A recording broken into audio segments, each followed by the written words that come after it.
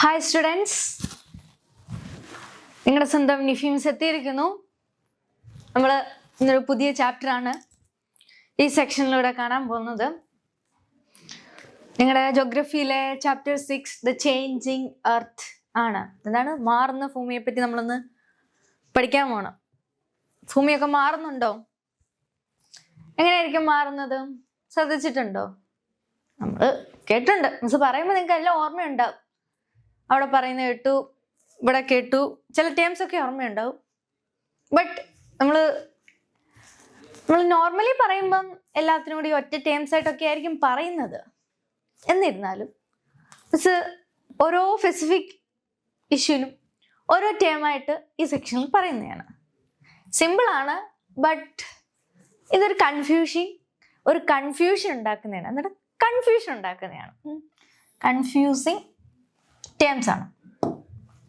പറയാമേ. അതായത് earth miss പറഞ്ഞിട്ടില്ലേ, നമ്മൾ കൊച്ചു ക്ലാസ്സുകളിലൊക്കെ പറഞ്ഞിട്ടുണ്ട്. എർത്തിന് റൊട്ടേഷൻ ഉണ്ട്, റെവല്യൂഷനും ഉണ്ട്.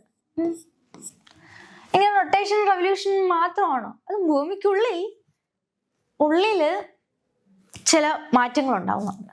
അതേപോലെ തന്നെ പുറത്തും ചില മാറ്റങ്ങൾ ഉണ്ടാകുന്നുണ്ട്. അതിന് കാരണം മൂലം ചില ചേഞ്ചസ് ഓരോ കോണ്ടിനെന്റിലാണെങ്കിലും ഓരോ രീതിയിലാണെങ്കിലും നമ്മുടെ എൻവയോൺമെന്റിലാണെങ്കിലും നമുക്ക് മനസ്സിലാക്കാനായിട്ട് സാധിക്കും. അതാണ് ഈ ഒരു സെക്ഷനിലൂടെ മിസ് ഇന്ന് പറയാൻ പോകുന്നത്. അതായത് എന്താണ് മാറ്റം, എങ്ങനെയാണ് മാറ്റം ഉണ്ടാകുന്നത്. ഫസ്റ്റ്, അതൊരു ഡിസാസ്റ്റർ ഫോമിലായിരിക്കും. എന്താണ്? Disastrous geographic phenomena. അത് എന്തൊക്കെയാണെന്ന് പറയാം.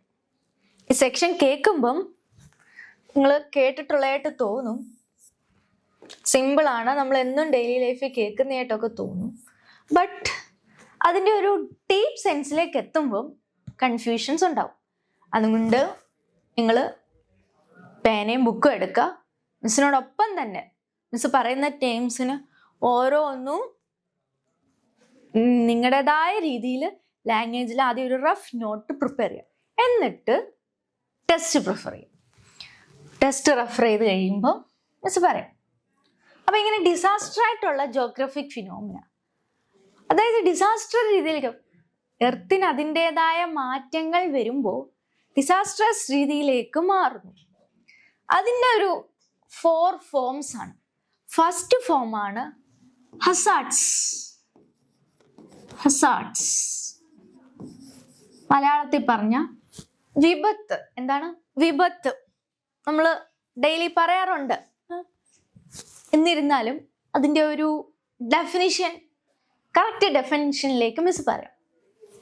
എന്താണ് വിപത്ത് എന്ന്? It's generally refer to a situation that pose a threat to life, health, property, service, socio economic stability or the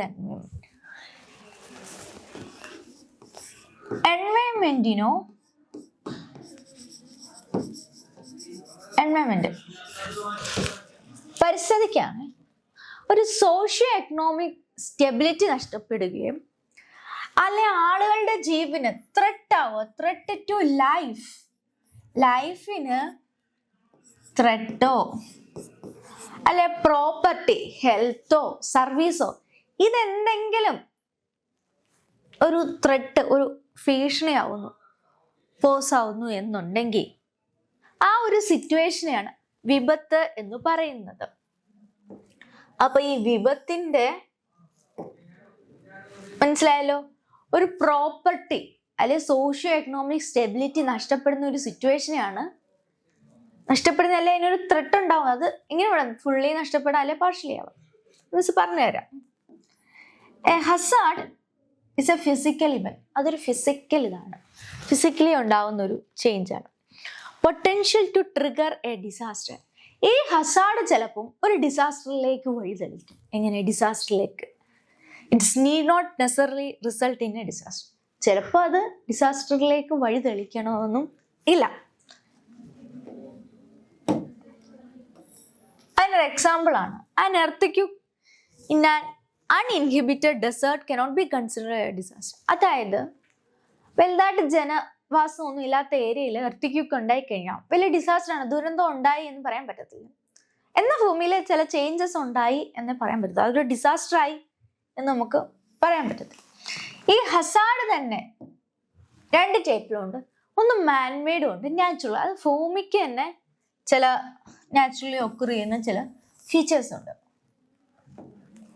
ഇനി നമുക്ക് ഈ ഡിസാസ്റ്ററിന്റെ ഒരു ഇത്തിരി കൂടിയ വേർഷനാണ് നമ്മൾ പറയും, അല്ല എന്താ പറഞ്ഞാൽ ഡിസാസ്റ്റർ എന്നാണല്ലേ, അല്ല ഹസാർഡിന്റെ ഒരു കൂടിയ വേർഷനാണ്, ഇത്തിരി ഹയർ ഫോമാണ് ഡിസാസ്റ്റർ എന്ന് പറയുന്നത്. നമ്മൾ മലയാളത്തിൽ ദുരന്തം എന്ന് പറയത്തില്ലേ, അത് തന്നെ സംഭവം.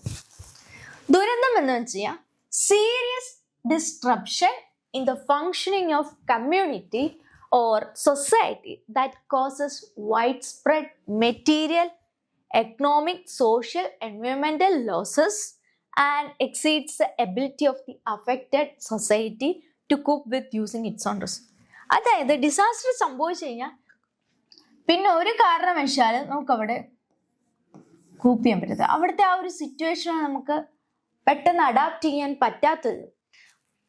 കാരണം എന്താ? കാരണം ഇറ്റ്സ് നമ്മൾ എക്കണോമിക്, സോഷ്യൽ, എൻവയോൺമെന്റൽ ലോസ് എന്ന് പറഞ്ഞാൽ അത്ര ഇന്റൻസ് ആയിട്ടാണ് ഉണ്ടാവുന്നത്. അതുകൊണ്ട് തന്നെ പിന്നീട് ആ ഒരു സിറ്റുവേഷനെ മറികടക്കാൻ ഇത്തിരി ഡിഫിക്കൽട്ട് ആണ്. Another is risk. Risk is the measure of expected loss caused by a hazard event occurring in a specific area over a given period of time. നമ്മൾ കേട്ടിട്ടുണ്ട് സമ്മർ ടൈം ആകുമ്പോഴത്തേക്കിന് ഹിമാലയത്തിലെയും എല്ലാത്തിലെയും ഈ മഞ്ഞൊക്കെ ഉരുകി വെള്ളമായി വരും. അതുകൊണ്ട് തന്നെ അവിടെ ഉള്ളവർക്കറിയാം സമ്മർ ടൈം ആകുമ്പോഴത്തേക്കിന് അവിടെ എന്താ അപകട മേഖല ആവാൻ ചാൻസ് ഉണ്ട്. അല്ലേ വേണ്ട, മഴക്കാലം എത്തുമ്പോൾ കടലിൽ പോകരുത് എന്ന് ഫിഷേഴ്സിന്റെ അടുത്ത് പറയത്തില്ലേ, അത് തന്നെ ഇഷ്യൂ.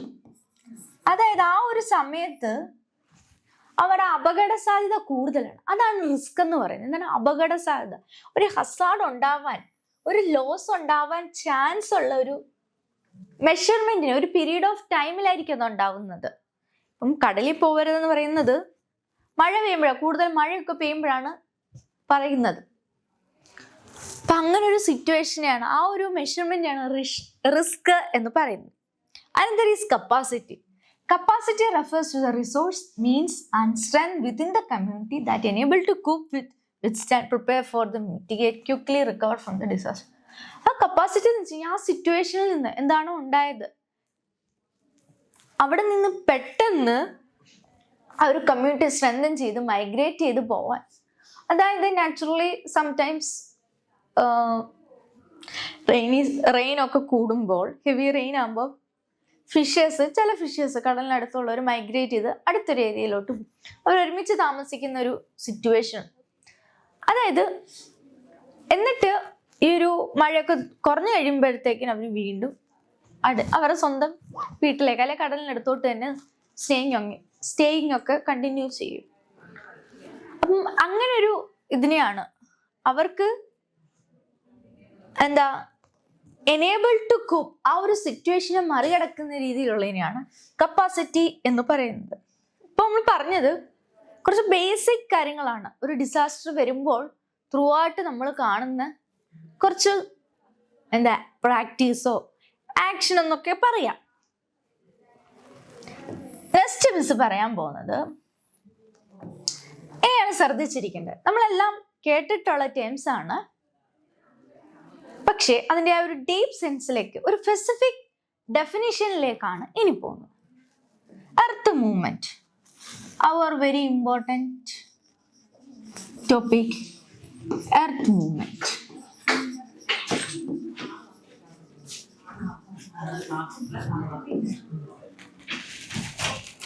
നമുക്കറിയാം നമ്മുടെ എർത്ത് പലപ്പോഴായിട്ട് പല ചേഞ്ചസ് ഉണ്ടാവും. ആദ്യം പറഞ്ഞല്ലോ, റൊട്ടേഷനോ റെവല്യൂഷനോ മാത്രമല്ല, അതിൻ്റെ ഉപരിതലത്തിലായാലും ചില മാറ്റങ്ങൾ ഉണ്ടാവും. മേ ബി അത് ഇന്റീരിയറിൽ ഉണ്ടായ ചേഞ്ചസ് കാരണമായിരിക്കും എക്സ്റ്റീരിയർലി അതൊരു പ്രകടമാവുന്നത്. അപ്പം അങ്ങനെ ചേഞ്ചസ് ഉണ്ടായി. ഈ മൗണ്ടൻസ് ആണെങ്കിലും റിവേഴ്സ് ആണെങ്കിലും പ്ലേറ്റ്യൂസ്, ഡെസേർട്ട് ഉണ്ടായതും നമ്മൾ പഠിച്ചിട്ടില്ലേ. ചിലത് മാർഷി ലാൻഡ് ആയിരുന്നു, പിന്നെ ഡ്രൈ ലാൻഡ്. ഇങ്ങനെ ഉണ്ടാവുന്ന ഓരോ ചേഞ്ചസും ഈ എർത്തിനുണ്ടാവുന്ന എർത്തിൽ എന്തൊക്കെയോ സംഭവിച്ചതിന്റെ, എർത്തിന്റെ മൂവ്മെന്റിന്റെ ഒരു പാർട്ട്, അതിന്റെ ഒരു റിസൾട്ടായിട്ടാണ് പ്രകടമാവുന്നത്. അതുകൊണ്ടാണ് നമുക്ക് മൗണ്ടൻസും വാലീസും ഒക്കെ ഉണ്ടായിരിക്കുന്നത്. അപ്പം എന്താണ് ഈ എർത്ത് മൂവ്മെന്റ്? എർത്ത് മൂവ്മെന്റ് എന്ന് വെച്ച് കഴിഞ്ഞാൽ the movement that cause ups and downs on the surface of the earth are called earth movement. Earth വരയ്ക്കാം. ഭൂമിയുടെ എർത്തിന്റെ ഉപരിതലത്തിൽ ഉണ്ടാവുന്ന അപ്സ് ആൻഡ് ഡൗൺസ്. എന്താണ് അപ്സ് ആൻഡ് ഡൗൺസ്? ഇങ്ങനെയാവാം, ചിലപ്പോൾ ഇങ്ങനെയാവാം. ഈ അപ്സ് ആൻഡ് ഡൗൺസിനെയാണ് എർത്ത് മൂവ്മെന്റ്. അത് കാരണം എർത്തിന് ചില ചേഞ്ചസ് ഉണ്ടാവും. അതിനെയാണ് എർത്ത് മൂവ്മെന്റ് എന്ന് പറയുന്നത്. ഇനി ഈ എർത്ത് മൂവ്മെന്റ് തന്നെ രണ്ടായിട്ട് നമുക്ക് തരംതിരിക്കാം. എങ്ങനെയാണ്? രണ്ടായിട്ട് തരംതിരിക്കാം. First one is endogenic movement and exogenic movement. എന്താണ് എൻഡോജനിക് ആൻഡ് എക്സോ? എന്തോ പുറത്ത്, എക്സോജനിക് മൂവ്മെന്റ്. എക്സോജനിക് മൂവ്മെന്റ് എന്താണെന്ന് മിസ് പറയും.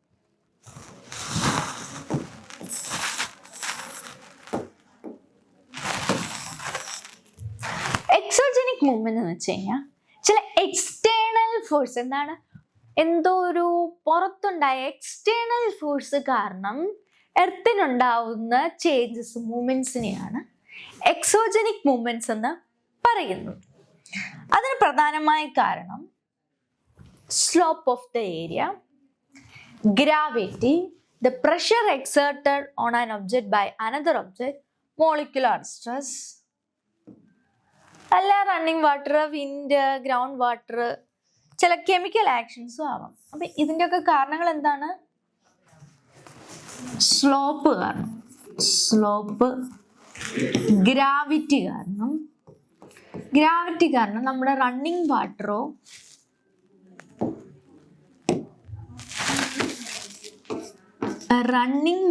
മൂലം,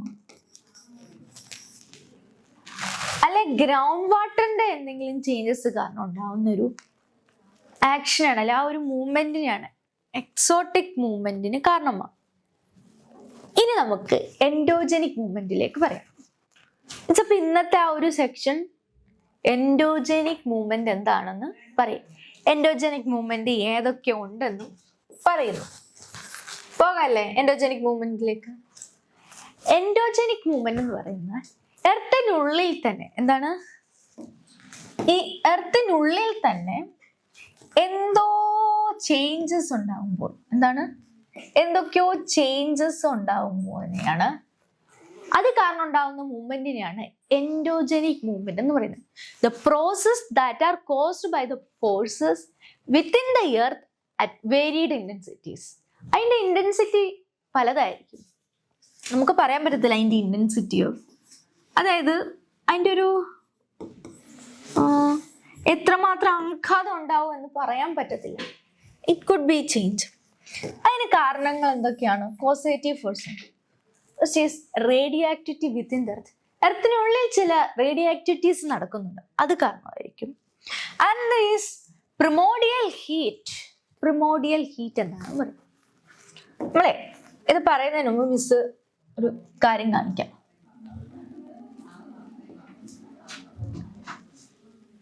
എർത്ത് എന്താണെന്ന് അറിയണ്ട. നമ്മൾ പറഞ്ഞില്ലേ എർത്തിനുള്ളിലാണ് ഈ ചേഞ്ചസ് ഉണ്ടാവുന്നത്. അപ്പം ഇനി എർത്തിന് എന്തൊക്കെയുണ്ടെന്ന് അറിയണ്ടേ? ഇത് കണ്ടോ ഈ എർത്ത്? ഇത് എർത്താണ്. എർത്തിന്റെ 3 ലെയർ ആണ് മിസ് വരച്ചിരിക്കുന്നത്. അതിലേറ്റവും ഇന്നർമോസ്റ്റ് ലെയർ ആണ് കോർ എന്ന് പറയുന്നത്. എന്താണ് കോർ എന്ന് പറയുന്നത്? എന്താണ് കോർ? അടുത്ത ലെയർ ആണ്, ഈ സെക്കൻഡ് ലെയർ ആണ് മാൻഡിൽ.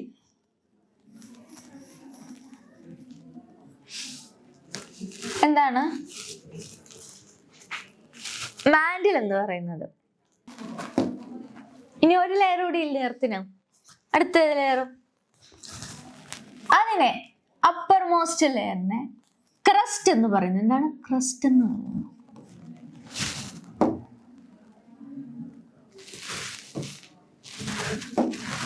ക്രസ്റ്റ് എന്ന് പറയുന്നു. മനസ്സിലായി? ഈ ഒരു ലേയേഴ്സ് ഇത്തിരി കാണിക്കാം. നിങ്ങൾക്ക് കാണാൻ പറ്റുന്നില്ലേ? ഈ ഏറ്റവും അകത്തെ സർക്കിൾ കാണുന്നില്ലേ, ആണ് കോർ എന്ന് പറയുന്നത്. പിന്നീട് വരുമ്പോൾ മാൻഡിൽ വരുന്നു, പിന്നെ ക്രസ്റ്റ് വരുന്നു.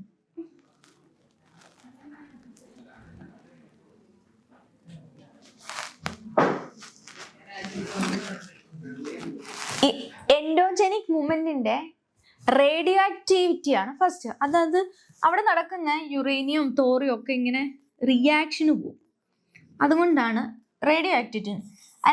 അനന്തറിലേക്ക് വന്നപ്പോഴാണ് മിസ് ഈ ഒരു ഇന്റീരിയർ പറഞ്ഞത്. Another is primordial heat. എന്താണ് പ്രിമോഡിയൽ ഹീറ്റ്? അതായത് എർത്തിന്റെ ഇന്നർ പാർട്സിൽ ചില ചേഞ്ചസ് ഉണ്ടാവും. ഈ ചേഞ്ചസിന്റെ ഭാഗമായി മിസ് പറഞ്ഞല്ലോ റേഡിയോ ആക്ടിവിറ്റി ഉണ്ട്.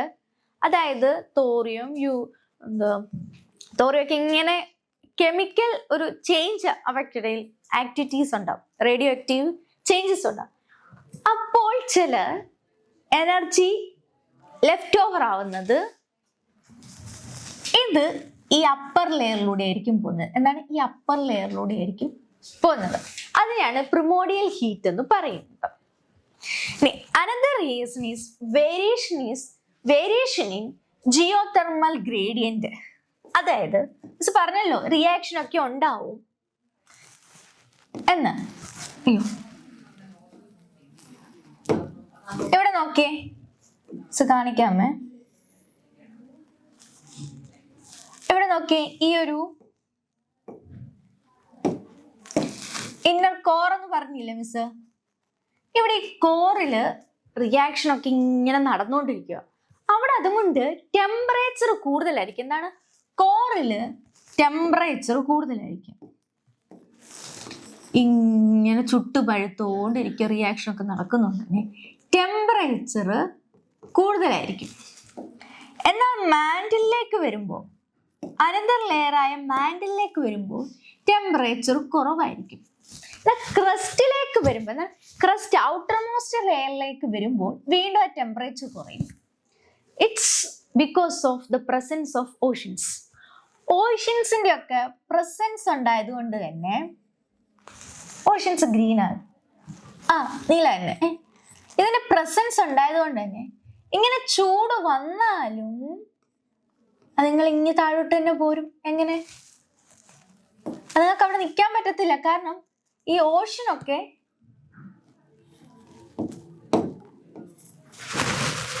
ഓഷ്യന്റെ ഒരു പ്രസൻസ് കാരണം അവിടെ റിയാക്ഷൻസ് ഓക്കെ മിസ് സെറ്റ് ആക്കിയിട്ടുണ്ട്. നമ്മൾ സർക്കിൾ പോയാലും വന്നിട്ടുണ്ട്. അപ്പൊ ആ ഒരു ടെമ്പറേച്ചർ ഓറഞ്ച് ഷെയ്ഡ് ഇങ്ങോട്ട് വന്നാൽ തന്നെ ഇവിടെ ഒരു ഓഷ്യൻസിന്റെ പ്രസൻസ് ഉണ്ടായതുകൊണ്ട് ടെമ്പറേച്ചർ വീണ്ടും ടണിലേക്ക് വരും, അകത്തേക്ക് തന്നെ. അതാണ് variation in geothermal gradient. Temperature മാറുന്നു, ചേഞ്ചസ് ഉണ്ട്. അതാണ്. Another reason is rotation of the earth. അത് നമ്മൾ പറഞ്ഞിട്ടുണ്ട്, എർത്തിന് മൂവ്മെന്റ് ഉണ്ടാവും, rotation. Another reason is convention current. എന്താണ് കൺവെൻഷൻ കറണ്ട്? പക്ഷെ പറഞ്ഞില്ലേ ഈ കോറിൽ നല്ല ടെമ്പറേച്ചർ കൂടുതലായിരിക്കും. ടെമ്പറേച്ചർ ഇങ്ങനെ മേലോട്ട് വരുമ്പോഴാണ് മാൻഡിൽ പോയി പതുക്കെ ഇവിടെ ക്രിസ്റ്റൽ എത്തുമ്പോഴാണ് അവിടെ ഓഷ്യൻസ് ഒക്കെ ഉണ്ടാവുന്നത്. ഓഷ്യൻസ് കാരണം പിന്നെ ആ ചൂടെല്ലാം ഇനി പോന്നു. അതായത് ഇങ്ങനെ വന്നെങ്കിൽ പോലും അത് തിരിച്ചു വരും. ഒരു തണുപ്പ് കാരണം തിരിച്ചു വരുന്ന ആ ഒരു പ്രോസസ്സാണ് കൺവെൻഷൻ കറണ്ട് എന്ന് പറയുന്നത്. എർത്തിന്റെ ഉപരിതലത്തിൽ വരുമ്പോഴത്തേക്കിന് അവിടെ ആ ഒരു ഹീറ്റിന് നിൽക്കാൻ പറ്റത്തില്ല. അത് ഇനി താഴോട്ട് തന്നെ വീണ്ടും വരും. അതിനാണ് ഈ കൺവെൻഷണൽ കറണ്ട് എന്ന് പറയുന്നത്.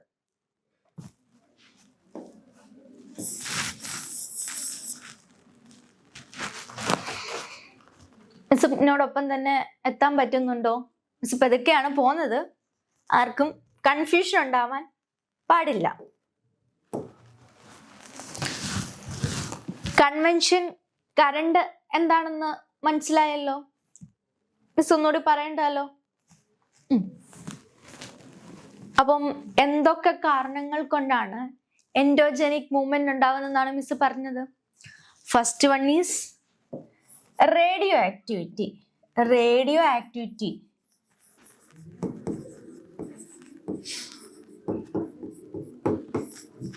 മിസ് റിപ്പീറ്റ് ചെയ്യുന്നത് നിങ്ങൾക്ക് കൺഫ്യൂഷൻ ഉണ്ടാവാതിരിക്കുക, അത് വേണ്ടിയാണ്. നമ്മൾ എന്നും കേൾക്കുന്നതാണെങ്കിൽ പോലും ചില കൺഫ്യൂഷൻസ് സംടൈംസ് ഉണ്ടാകും. എർത്തിനുള്ളിൽ തന്നെ ഇപ്പൊ നമ്മൾ എൻഡോജനിക് എന്ന് വെച്ച് കഴിഞ്ഞാൽ എർത്തിനുള്ളിൽ നടക്കുന്ന ചേഞ്ചസ് ആണ്. First is radio activity. Radio activity within the earth. Another is rotation of the earth. അത് നമുക്കറിയാം. പിന്നീട് ഉണ്ടാവുന്ന രണ്ട് ടേംസ് ഒരുമിച്ച് പറയാം. ഈ പ്രിമോഡിയൽ ഹീറ്റും കൺവെൻഷൻ കറണ്ടും ഒരുമിച്ച് പറയണം. പ്രിമോഡിയൽ ഹീറ്റ് എന്ന് വെച്ച് കഴിഞ്ഞാൽ ഈ ഉപരിതലത്തിലേക്ക് വരുന്ന ഒരു എനർജി ലെഫ്റ്റ് ഓവർ ചെയ്യുന്ന ക്രസ്റ്റ് വഴിയായിരിക്കും പോകുന്നത്. അത് ഒത്തിരി ഒന്നും പോകത്തില്ല. വേരിയേഷൻ ജിയോതെർമൽ ഗ്രേഡിയന്റ്, അതായത് ടെമ്പറേച്ചർ മേലോട്ട് എത്തും തോറും ഈ ലെയേഴ്സിന്റെ അപ്പറിലേക്ക് എത്തും തോറും കുറവായിരിക്കും. അതിന് കാരണം ഈ കൺവെൻഷൻ കറണ്ട് കാരണമാണ്. കാരണം മേലോട്ട് എത്തും തോറും ഇവിടെ ഓഷന്റെ പ്രസൻസ് കാരണം ഇതിങ്ങനെ താഴോട്ട് തന്നെ തിരിച്ചു പോകും. അപ്പം കോസേറ്റീവ് ഫോഴ്സസ് മനസ്സിലായല്ലോ. മിസ് ഇനി പറയാൻ പോകുന്നത് എൻഡോജനിക് ഫോഴ്സസ് തന്നെയാണ്. അതായത് എൻഡോജനിക് മൂവ്മെന്റ്സ് ആണ്. ഈ എൻഡോജനിക് മൂവ്മെന്റ്സ് 2 ടൈപ്സ് ഉണ്ട്. എത്രയാണ്? 2 ടൈപ്സ് ഉണ്ട്. ഫസ്റ്റ് വൺ ഈസ്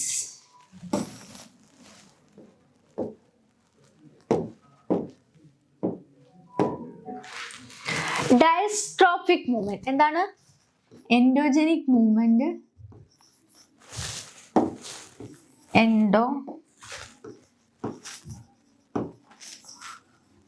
എൻഡോജനിക് തന്നെ 2 രീതിയിലുണ്ട്. ഡയസ്ട്രോഫിക്കും another is sudden.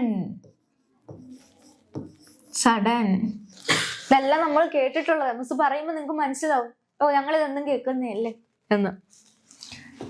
ഈ ഡയസ്ട്രോഫിക് തന്നെ 2 എണ്ണം ഉണ്ട്. First one is epeirogenic. എന്താണ് എപ്പിയോജനിക് പ്രോസസ്സും another is ഓറോജനിക്.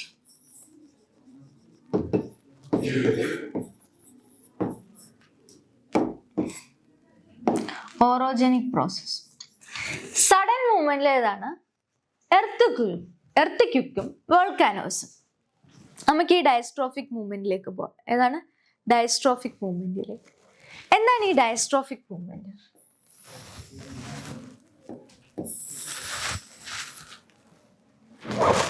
The endogenic movement that move, elevate or build up a portion of the earth crust are collectively known as dystrophic movement. ഈ earth crust മാത്രം miss വരയ്ക്കാം.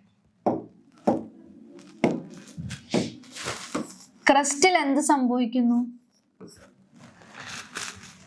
ചില movements കാരണം, എർത്തിന്റെ ഒരു movements കാരണം ഈ എർത്ത് ക്രസ്റ്റില് ചില പോർഷൻസ് എലിവേറ്റ് ആവുന്നു, ആഡ് ആവുന്നു, ചിലപ്പോൾ ഉയരം കൂടുന്നു, ചിലപ്പോൾ പുതുതായിട്ട് ഉണ്ടാവുമായിരിക്കും, ബിൽഡപ്പ് ആയിരിക്കും, ചിലപ്പോൾ മൂവ് ആയിരിക്കും.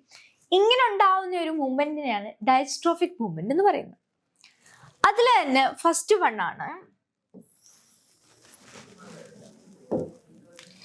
എപ്പിയോജനിക് മൂവ്മെന്റ് എന്ന് പറയുന്നത്. The process that cause vertical upliftment of a large portion of earth crust.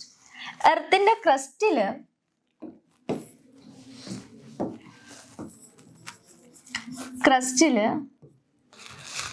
ഒരു വെർട്ടിക്കൽ രീതിയിൽ, എങ്ങനെയാണോ വെർട്ടിക്കൽ രീതിയിൽ ഒരു അപ്ലിഫ്റ്റ്മെന്റ്, ഒരു ഉയർച്ച ഉണ്ടാവുന്നത്, അതിനെയാണ് നമ്മൾ പറയുന്നത്.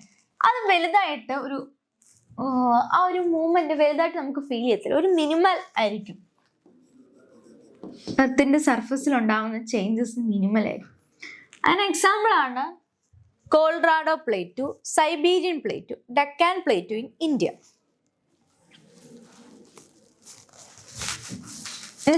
ഈ ഒരു ഇതിൻ്റെ ഒരു പഴം കാണിക്കും. ഇങ്ങനെ ഫോഴ്സസ് ആണ് ഒരു വെർട്ടിക്കലി ഉണ്ടാകുന്നതാണ് പറഞ്ഞത്. ഇനി അടുത്ത ഓറോജനിക് മൂവ്മെന്റ്. എന്താണ് ഓറോജനിക് മൂവ്മെന്റ്? പറയാം.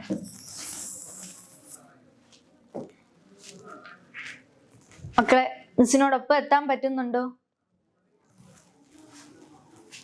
നിങ്ങള് മിസ് പറയുന്ന പോയിന്റ്സ് നോട്ട് ചെയ്ത് വെക്കാനും പറ്റണം. അടുത്ത് പറയുന്നത് ഓറോജനിക് മൂവ്മെന്റ്. ഈ ഒരു മൂവ്മെന്റ് കാരണമാണ് നമുക്ക് മൗണ്ടൻസ് ഒക്കെ ഉണ്ടാവുന്നത്. എന്താണ് മൗണ്ടൻസ് ഒക്കെ ഉണ്ടാവുന്നത്? ഇതിന് പ്രധാന കാരണം എന്താണെന്ന് വെച്ച് കഴിഞ്ഞാൽ, ഇത് കണ്ടോ,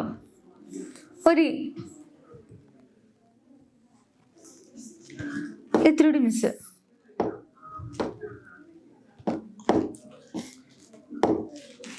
ഇങ്ങനെ വന്നു, ഇങ്ങനെ ഉണ്ടോ? ഈ ഒരു ഫിനോമിനൽ അതൊരു ഹൈറ്റ് പിന്നെ ഒരു ലെവൽ വന്നു, ഇങ്ങനെ ഒരു ഇതിന് വരുന്നതിനെയാണ്, ഇവിടെ സ്ട്രെയിറ്റ് ആണ്,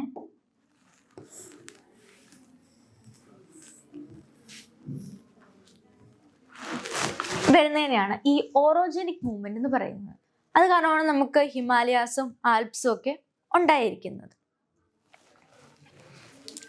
ഇത് കണ്ടോ, ഇതിന് ഈ രണ്ട് പോർഷൻ ഇപ്പൊ വരുന്നില്ലേ, ഇങ്ങനെ ഒരു പോർഷൻ വരുന്നുണ്ട്, ഇങ്ങനെ ഒരു ഡൗണ്ട് ഒരു ഹൊറിസോണ്ടൽ പോർഷൻ വരും. ഇതിന്റെ അപ്പർ പോർഷനാണ് ഹോർസ് എന്ന് വിളിക്കുന്നത്. എന്താണ് ഹോർസ്റ്റ്? ഈ ഒരു താഴ്ന്നൊരു ഡൗൺ ആയിട്ടുള്ള ലെവലിൽ വരുന്ന പോർഷനാണ് ഗ്രാബൻ എന്ന് വിളിക്കുന്നത്. എന്താണ് ഗ്രാബൻ?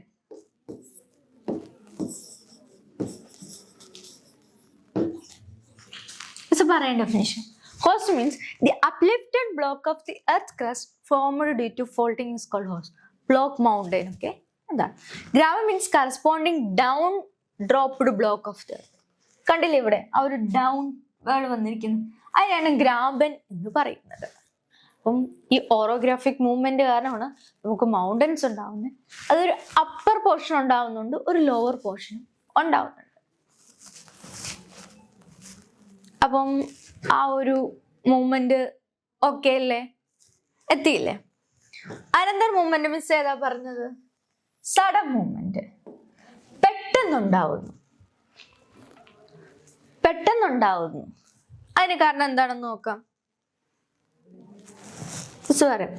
അതില് ഫസ്റ്റ് വണ്ണാണ് ഏതായിരുന്നു പറഞ്ഞ എർത്ത്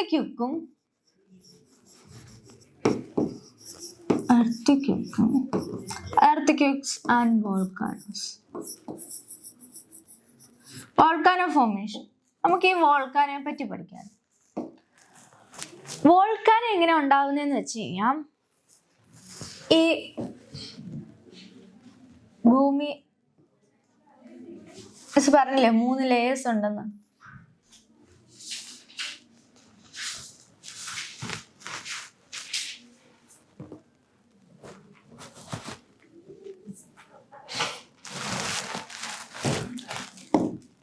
ഇതിന്റെ ഈ ഒരു ആക്ടിവിറ്റീസ് കാരണം ചില ആഷസും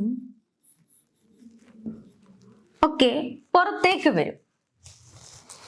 ഒരു volcanoes are landforms created on the earth's surface by molten rock material that reaches the surface. ഇതിങ്ങനെ ഈ ആഷസും ഡസ്റ്റും കാര്യങ്ങളൊക്കെ പുറപ്പെടുന്ന ആ ഒരു ഇതിനെയാണ് വോൾക്കാനോസ് എന്ന് പറയുന്നത്. അത് കാരണം നമുക്ക് മോൾട്ടൺ റോക്ക് ഉണ്ടാവും. ആ മോൾട്ടൺ റോക്ക് അത് എവിടെയാണ് ഉണ്ടാകുന്നത്? ഈ അപ്പർ മാൻഡിലാണ്. എവിടെയാണ് അപ്പർ മാൻഡിൽ? അപ്പർ മാൻഡിൽ എന്ന് പറഞ്ഞാൽ ഈ ക്രിസ്റ്റിനും ഈ മാൻഡിൽ തന്നെ രണ്ടുണ്ട്, അപ്പറും ഉണ്ട്, അടുത്തത് മാൻഡിലാണെന്നല്ലേ മിസ് പറഞ്ഞത്.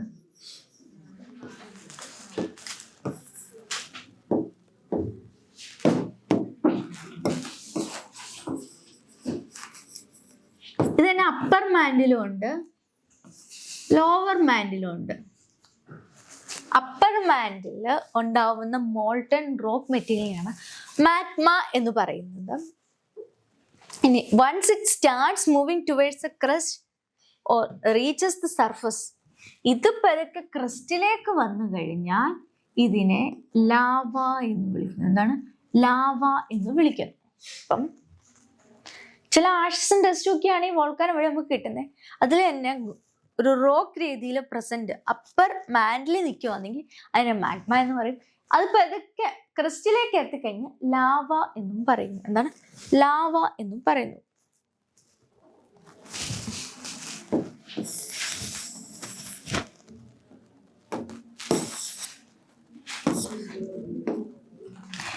ഇനി ഫോർമേഷൻ ഓഫ് എർത്ത്ക്വിക്കിന്റെ സറൗണ്ട് ചെയ്യുന്ന വോൾക്കാനോസ് ആണ്. ഈ വോൾക്കാനോസ് ക്ലാസിഫൈ ചെയ്തിട്ടുള്ളൂ. First one is shield volcanoes, another is composite volcanoes, another is calderas. എന്താണ്? കാൾഡറാസ്.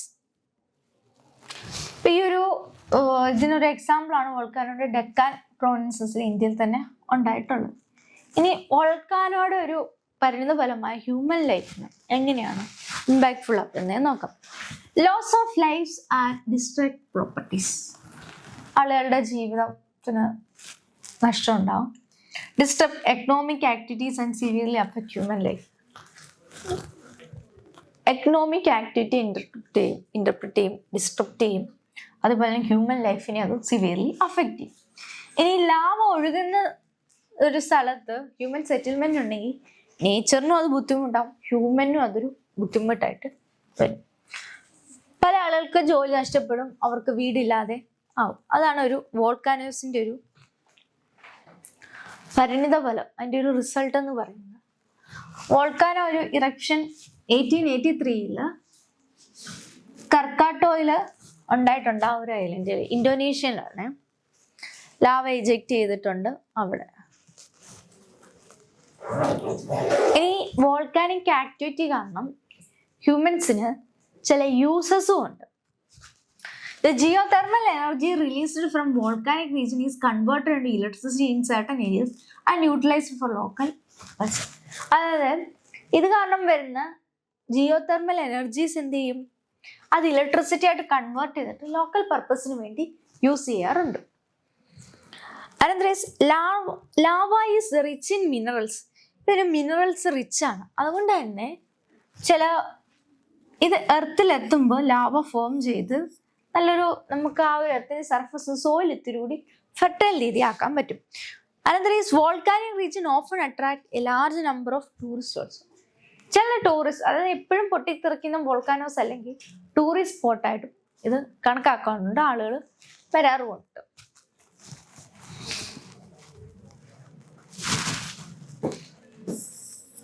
ഇനി നമ്മൾ നോക്കാൻ പോകുന്നത് സഡൻ മൂവ്മെന്റിൽ അനദർ ഈസ് എർത്ത്ക്വിക്ക്. എന്താണ് എർത്ത്ക്വിക്ക്? Earthquake is a shaking of Earth's surface caused by the sudden release of energy in the Earth lithosphere.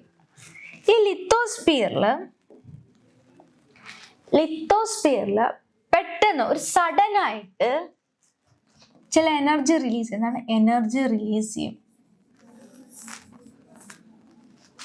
അതിന്റെ പരിണിത ഫലമായി ഭൂമിയുടെ സർഫസിൽ ഒരു ഷെയ്ക്ക് ഉണ്ടാവും. എന്താണ് സർഫസിൽ? അതായത് ക്രിസ്റ്റൽ ഒരു ഷെയ്ക്ക് ഉണ്ടാവും. ഈ ഷെയ്ക്ക് കാരണമാണ് എർത്തിക്വിക്ക് ഉണ്ടാവുന്നത്. അപ്പം നെക്സ്റ്റ് ഒരു മൂവ്മെന്റ് എന്ന് പറയുന്നതാണ് സുനാമീസ്. അത് ഈ എർത്തിക്വിക്സിന്റെ ഒരു ആഫ്റ്റർ ഇഫക്റ്റ് എന്ന് തന്നെ പറയും. കാരണം എർത്തിക്വിക്സ് ഇത്തിരി കൂടി ഒരു ഹയർ വേഷനിലേക്ക് ഓഷ്യനിൽ വഴി ഉണ്ടാവുന്ന ഒരു ഇതാണ് സുനാമി. നമ്മളെല്ലാവരും കേട്ടിട്ടുണ്ടാവും, നമ്മൾ എക്സ്പീരിയൻസ് ചെയ്തിട്ടും ഉണ്ടാവും. അതായത് പണ്ട് 2004 കാലഘട്ടത്തിൽ നമ്മൾ കേട്ടിട്ടുണ്ട്. പറയാം എൻ്റെ definition. The severe earthquake that occurs on the ocean floor cause giant waves which can rise up to several meters. അതായത് ഓഷ്യനിൽ ബ്ലൂ എടുക്കാമേ, ഈ ഓഷ്യനിൽ ജൈന്റ് വേവ്സ് ഉണ്ടാവും. അങ്ങനെ ഉണ്ടാവുന്ന വേവ് കാണാൻ ഒരു സെവറൽ മീറ്റർ വരെ, ഒരു ഹൈ റേഞ്ച് വരെ ഇതിനെത്താൻ സാധിക്കും. അതിനെയാണ് സുനാമീസ് എന്ന് പറയുന്നത്. The impact of volcanic eruption on the ocean floor and fall of meteors can also cause tsunamis. അപ്പൊ സുനാമി ഉണ്ടാവാൻ മറ്റു കാരണങ്ങളാണ്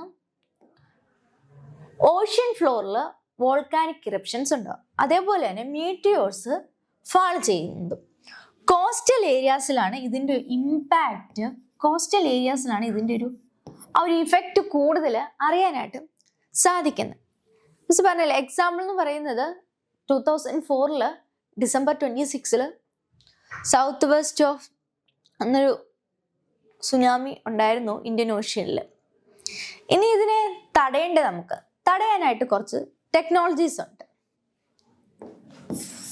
അതാണ് ദ നാഷണൽ ഓഷ്യാനിക് അറ്റ്മോസ്ഫിയറിക് അഡ്മിനിസ്ട്രേഷനും using satellite communication system has established deep ocean assessment and reporting of tsunamis, DART എന്ന് പറയും.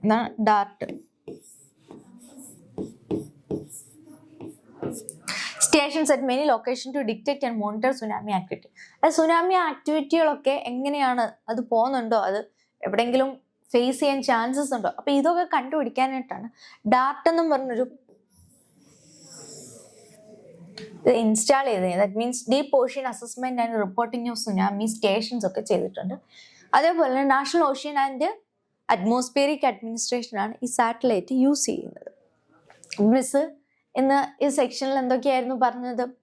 Endogenic, ആദ്യം miss പറഞ്ഞത് ഭൂമി മാറുന്നുണ്ട്, ചേഞ്ച് ചെയ്യുന്നുണ്ട്, ആ ചേഞ്ചസ് കാരണം എന്തൊക്കെ ഒരു ഇഫക്റ്റ്, ഡിസാസ്റ്റർസ് ഇഫക്റ്റ് ഉണ്ടാവുന്നു എന്ന് പറഞ്ഞു. മിസ് 4 ആ ഒരു ഡിസാസ്റ്റർ ഫോംസ് പറഞ്ഞു. ഒന്ന് ഡിസാസ്റ്റർ, ഹസാർഡ്, റിസ്ക്, കപ്പാസിറ്റി എന്നൊക്കെ പറഞ്ഞു. അത് കഴിഞ്ഞിട്ട് ഈ മൂവ്മെന്റ് 2 ടൈപ്പ് ഉണ്ടെന്ന് പറഞ്ഞു. അതിൽ നമ്മളൊന്ന് നോക്കിയാണ് എൻഡോജനിക് മൂവ്മെന്റ്. എന്താണ് എൻഡോജനിക് മൂവ്മെന്റ് നോക്കി. അതിൽ തന്നെ 2 ഉണ്ട്. ആ 2 വീണ്ടും എന്തായിരുന്നു പറഞ്ഞേ, വീണ്ടും 2 അതും ഡിവൈഡ് ചെയ്തു. ഫസ്റ്റ് വൺ നമ്മൾ നോക്കി, സെക്കൻഡ് വൺ സുനാമി എങ്ങനെയാണ്, എർത്ത് ക്വേക്ക് എങ്ങനെയാണ്, സഡൻ മൂവ്മെന്റിൽ വഴി നമ്മൾ നോക്കി. അപ്പം ഈ സെക്ഷൻ ക്ലിയർ ആയി എന്ന് വിശ്വസിക്കുന്നു.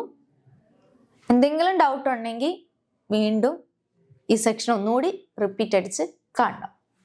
Okay, bye friends.